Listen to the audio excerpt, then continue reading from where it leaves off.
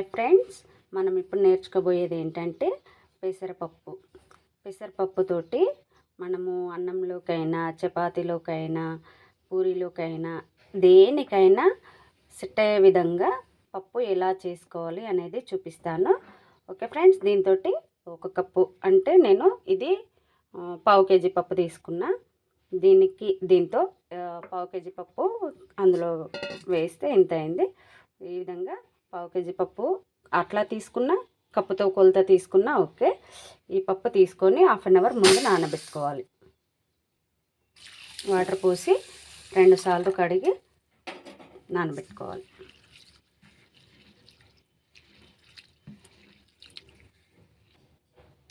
రెండు సార్లు కడిగి పక్కన పెట్టుకోవాలి.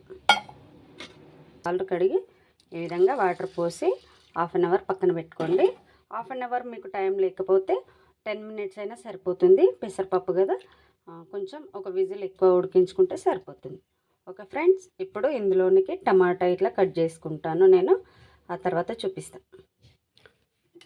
హాఫ్ అన్ అవర్ ముందు నానబెట్టుకున్న పప్పు వాటర్ తీసేసి కుక్కర్లో వేసుకోవాలి. అందులోనే 2 పెద్ద సైజు టమాటాలు కట్ చేసి వేసుకోవాలి. ఆనియన్, టమాటా వేసి అందులో 1 స్పూన్ కారం, 1 స్పూన్ అల్లం వెల్లుల్లి paste, 1/2 spoon salt,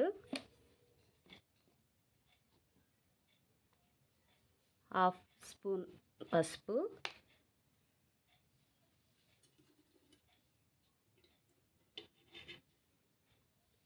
1 spoon oil, అదేవిధంగా 2 ఎండుమిరపకాయలు మీరు అందులో వేసుకున్నట్లయితే గ్యాస్ ప్రాబ్లం రాకుండా ఉంటుంది. అందులో 2 గ్లాసుల వాటరు,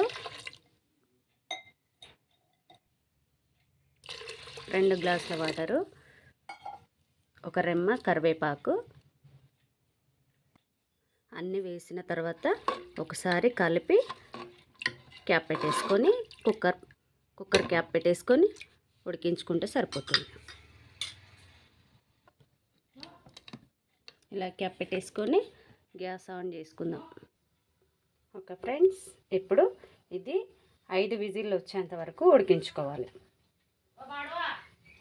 ఓకే ఫ్రెండ్స్, పప్పు ఉడుకుతున్నప్పుడు మరో సైడ్ మనము ఎగ్స్ తీసుకొని, మీకు ఎన్ని అవసరమైతే అన్ని తీసుకొని ముందుగా కడిగి వేరొక గిన్నెలోకి తీసుకొని అందులో వాటరు, ఉప్పు వేసుకొని ఉడికించుకోవాలి.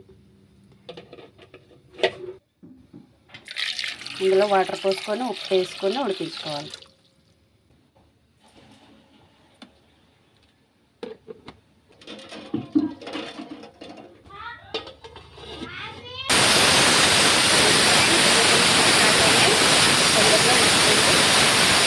ఓకే ఫ్రెండ్స్, ఒక సైడ్ విజిల్స్ వస్తున్నాయి కదా, మరో సైడు మనము కొంచెం చింతపండు తీసుకొని అందులోనికి శుభ్రంగా కడుక్కొని నానబెట్టుకుందాం.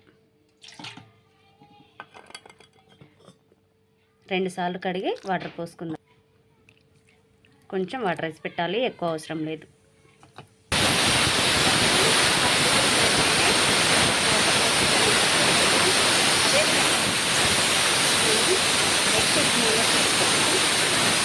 కూడా ఉడికిపోయింది. ఓకే, వీటిని కూడా తీసేసి అది హెయిర్ పోయేంత వరకు ఎగ్స్ రెడీ చేసేసుకొని మనం పోపు పెట్టుకోవడానికి సిద్ధం చేసుకుందాం. ఓకే ఫ్రెండ్స్, అన్నీ సిద్ధం చేసేసాను. ఎగ్స్ పొట్టు తీసేసాను, పోపుకి ఇవన్నీ సిద్ధం చేశాను.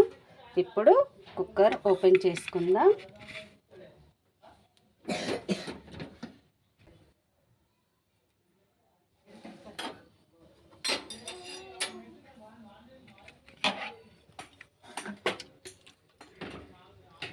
చూసారా ఫ్రెండ్స్, ఎంత బాగా ఉడికిందో.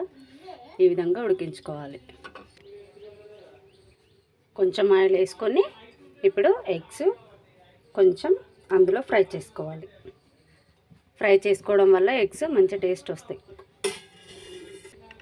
టేస్ట్తో పాటు కొంచెం పసుపు వేసుకుంటే కలర్ కూడా సూపర్గా ఉంటుంది. ఫ్రెండ్స్, ఆయిల్ వేడైపోయింది, అందులో ఎగ్స్ వేసుకుందాం. చిటికెడు పసుపు వేసి ఎగ్స్ వేసుకుంటే కలర్ బాగుంటుంది. చూడండి ఫ్రెండ్స్, ఈ విధంగా కలుపుకోండి. వీటిని పక్కన పెట్టేసుకుందాం.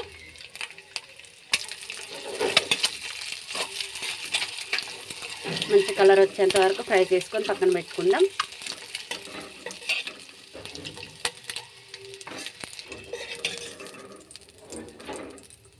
అందులోనే ఇంకొంచెం ఆయిల్ వేసుకొని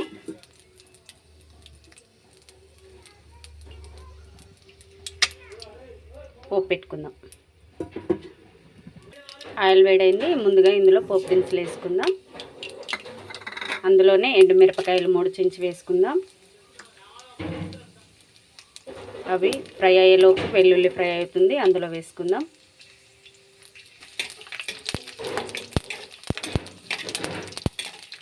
మిరపకాయలు రంగు మారిపోతున్నాయి కదా, చూడండి. వెల్లుల్లి కూడా ఫ్రై అయిపోతుంది. కొంచెం పుదీనా, కొంచెం కరివేపాకు, కొంచెం పసుపు వేసి కలుపుకోవాలి. ఇందులో మనం సిద్ధం చేసి పెట్టుకున్న చింతపండు రసం, అందులోనే కొంచెం బెల్లం,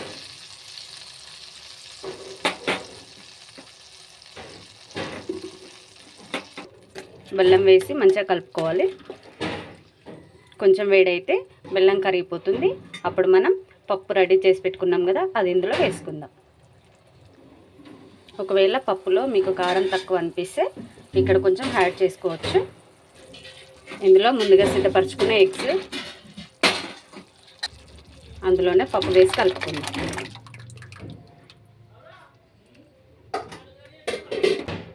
చివరిగా కొత్తిమీర వేసుకొని దింపేసుకుంటే సరిపోతుంది.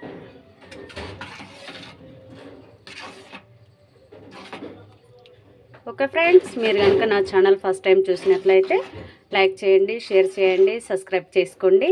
మరిన్ని వీడియోస్ కోసం ఆల్ అనే సింబల్ని క్లిక్ చేయండి. Okay, bye friends, thank you for watching.